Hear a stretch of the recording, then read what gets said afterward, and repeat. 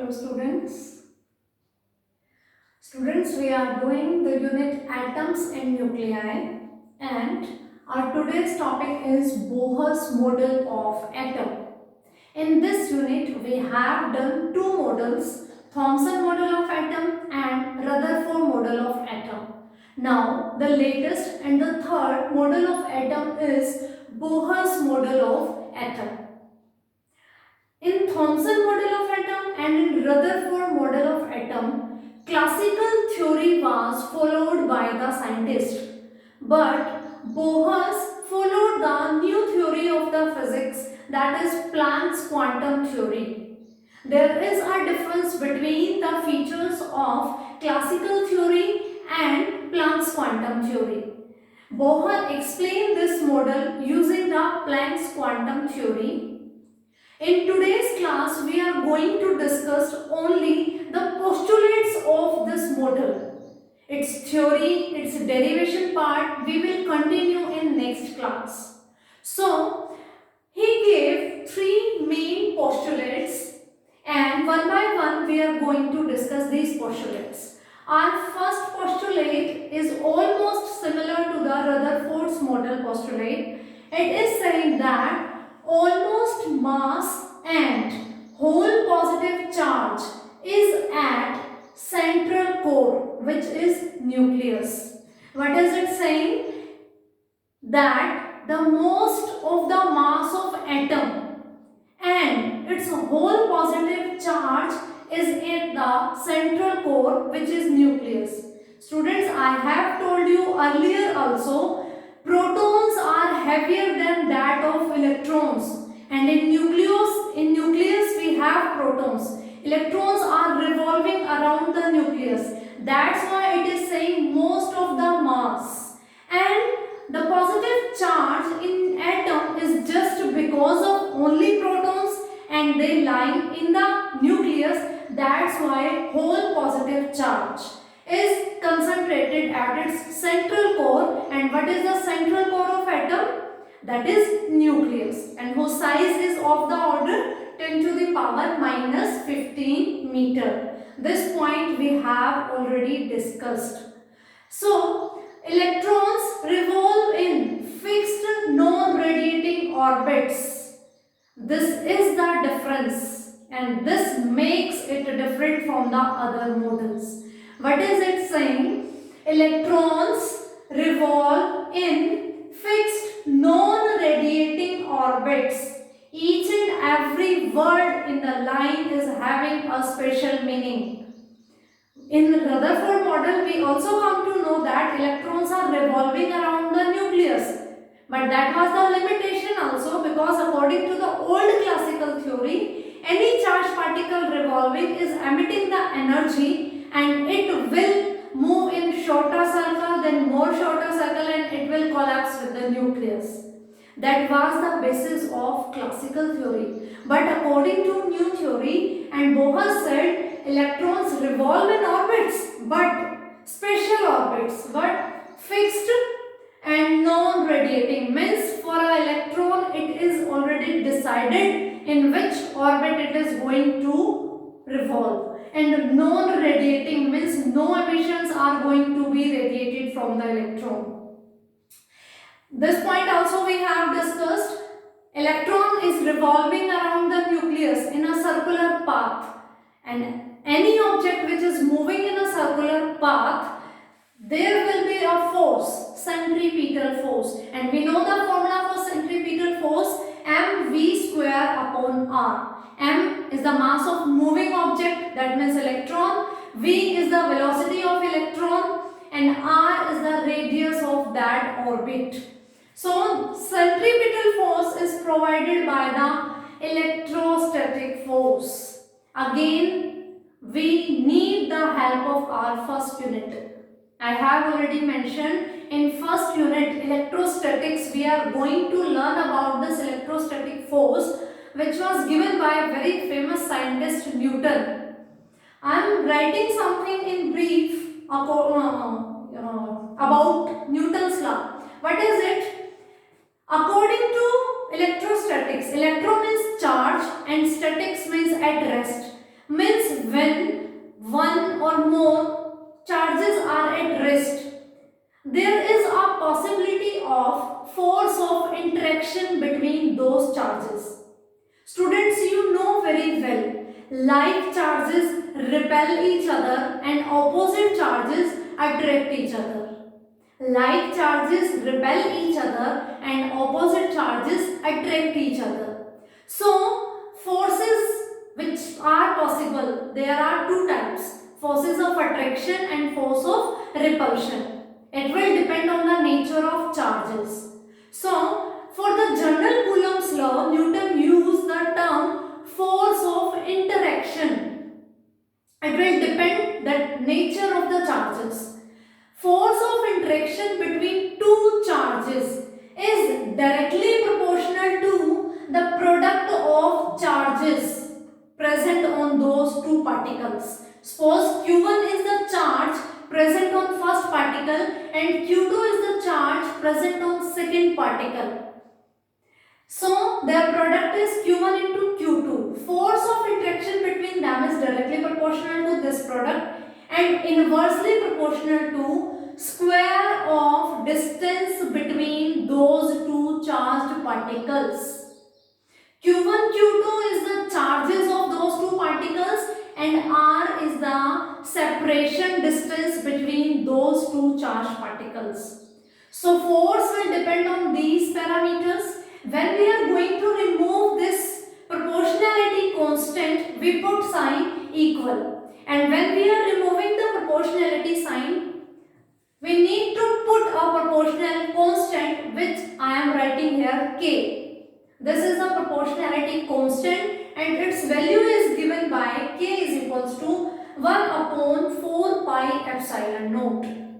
Epsilon naught, I told you to study it through the books. Epsilon naught is the absolute permittivity of the space. Absolute permittivity of the vacuum of the space, free space. If I am using word epsilon and in the suffix m, then that represents the permittivity of that particular medium. Suppose two charged particles are present in air. You are measuring the force of interaction between them there. And now I have shifted the medium. Now two charged particles are present in water. So epsilon naught will not remain epsilon naught. It will become epsilon m. Permittivity of water, permittivity of that medium.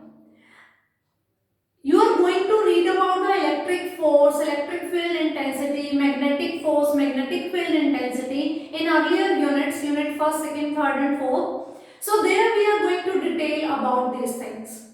So now using this term only, we have, coming back to the postulate, centripetal force is provided by the electrostatic force. Now electrostatic force, here two particles are, one is our electron and second one is our nucleus. On electron charge is E and on nucleus charge is Z into E. Z is atomic number of any atom, which is representing the number of electrons as well the number of protons, and E is the charge of electron as well of proton, because it is same for both except their sign. It is negative for electron and positive for proton. So Ze is the charge on nucleus and E is the charge on electron. So force of interaction, you can say attraction, because nucleus is positively charged body and electron is negatively charged. So product of their charges E into Ze upon distance between electron and nucleus. Electrons are revolving around nucleus in an orbit. So radius of that orbit.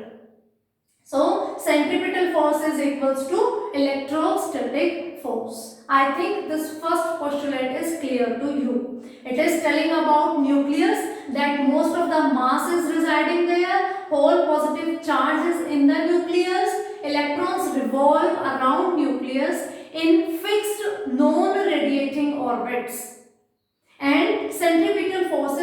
divided by electrostatic force. A brief introduction I have given about electrostatic force.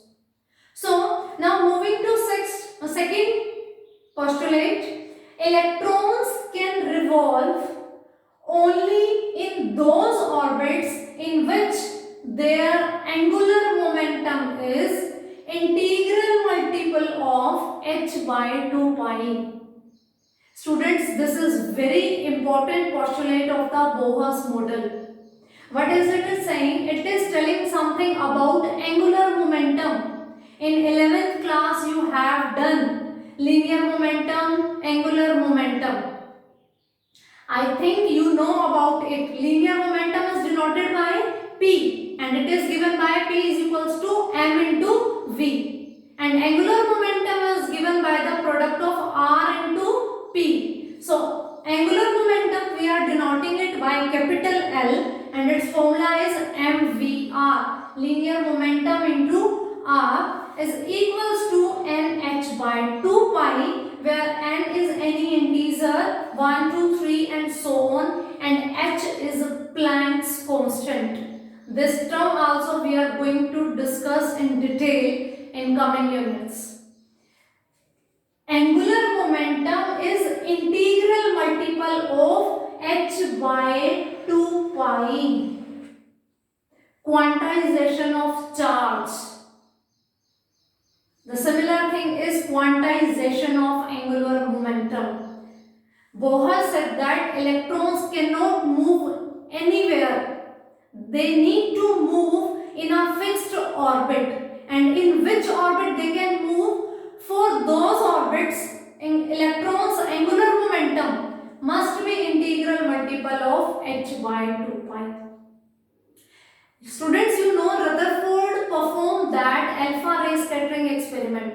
On the basis of that experiment, he designed a model of atom. Similarly, Bohr also concluded some experiments, and after those experiments, he come to finally categorize these postulates in his model. So these are the important points.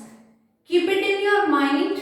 Electrons can revolve only in those orbits in which electrons' angular momentum is integral multiple of h by 2 pi according to the formula L is equals to mvr is equals to nh upon 2 pi.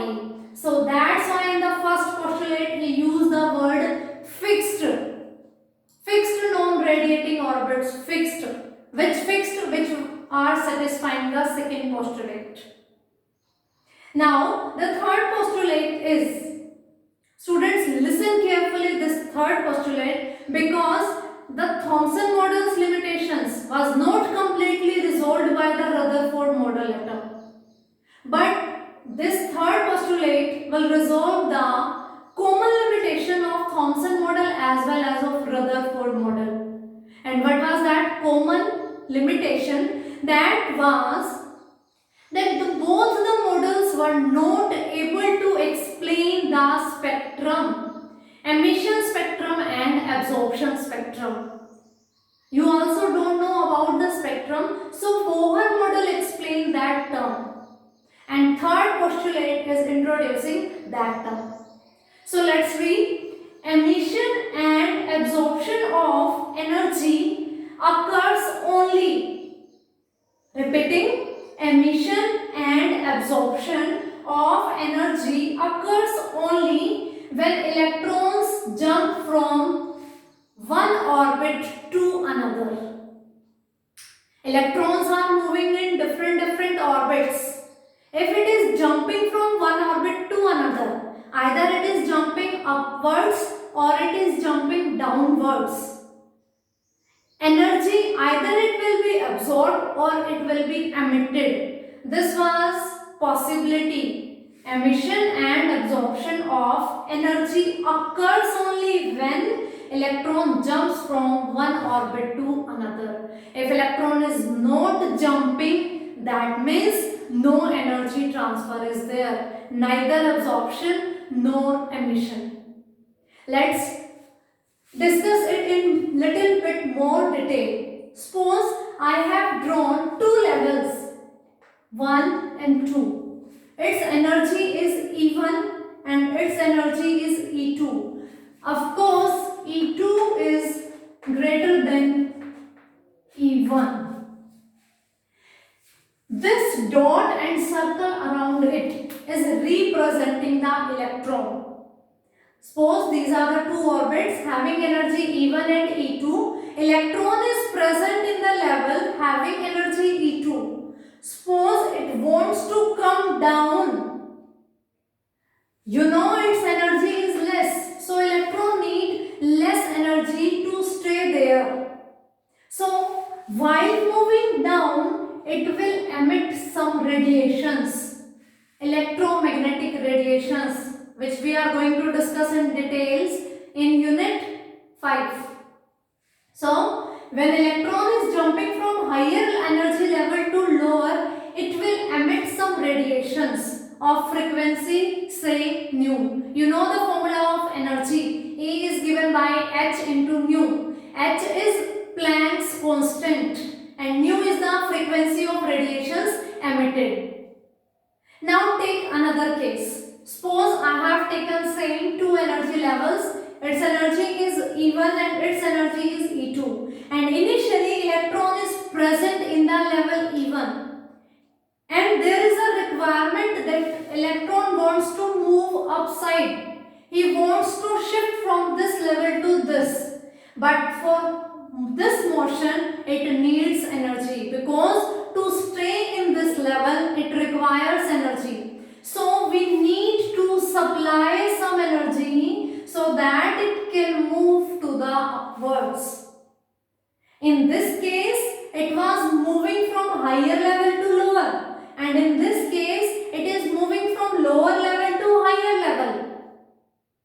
In previous case energy will release, and in this case we are going to support it. We need to provide it energy so that it can jump from one level to another. I have written a formula in the box. H nu is equals to E2 minus E1.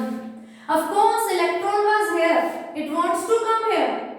Its energy is E1 and it is having more energy, E2. E2 is greater than E1. So it needs to release the energy. So difference of two levels is H nu. So the energy emitted will having the frequency nu, and in this case also the difference is H nu. So if electron wants to jump from lower level to higher, we need to supply the energy of the frequency nu. This one is representing the emission and this one is representing the absorption. So in this case we will get energy, in this case we are going to provide energy of frequency nu. This is an example of just two energy levels, but in an atom we are having a number of orbits, a number of energy levels, 1, 2, 3, 4 and so on. It is not necessary electron is going to jump from 1 to 2 only. It can jump from 1 to level direct 4. It can jump from level 1 to level 3. Depend how much energy it is receiving. But for an electron to stay in the higher levels is not so long. The duration is of the order 10 to the power minus 8 second. That means if electron is jumping from lower level to higher level, it will not stay in that higher level for long duration. It will come back to its original state. That duration for which it is going to stay there is of the order 10 to the power minus 8 second. After this time it will come back to its original position and it will emit radiation energy of frequency nu. So when we are going to discuss this case, we get emission spectrum. When we are going to discuss this case, we get absorption spectrum. That spectrum concept was not told by both Thomson as well as by Rutherford. This was resolved by Bohr model only. So students, recapitulating again, Bohr gave three postulates. It is saying electron revolve in fixed non-radiating orbits.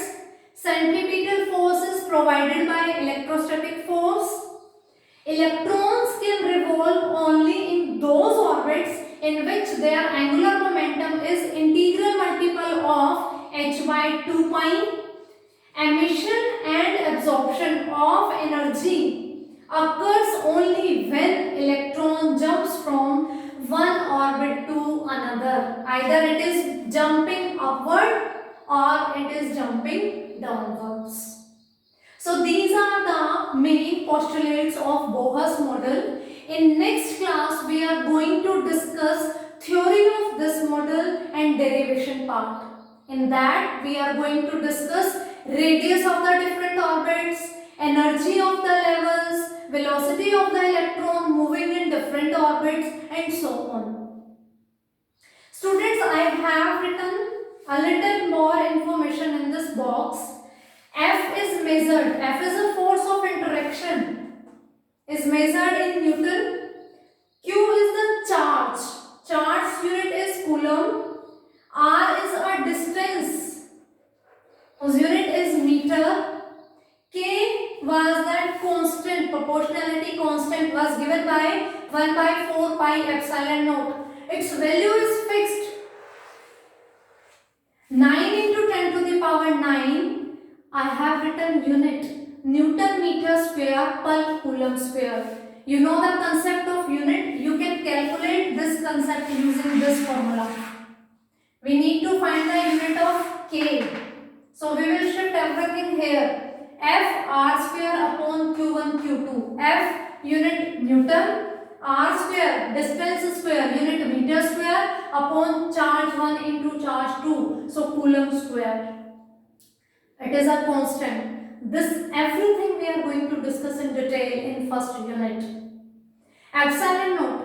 4 is a number, pi is a constant, 22 by 7 or 3.14. Epsilon naught is also a constant. And you know K and epsilon are inversely proportional. So their units are reciprocal of each other. Its unit is Newton meter square per coulomb square. And its unit is coulomb square per Newton meter square. And its numerical value is also fixed. 8.85 into 10 to the power minus 12. For different mediums, its value is going to be changed. And the last is h. E is equals to h nu. H is Planck's constant. Its value is also fixed. 6.63 into 10 to the power minus 34 joule second. I think these will also help you. So for today, I think it's enough. So you are going to revise this class and you need to read it through any book whichever you are having with you. We have completed all the 3 models. Thomson model, Rutherford model and Bohr model. Tomorrow onwards we are going to discuss the derivation part of the Bohr's model. Have a nice day students. Be happy, be healthy.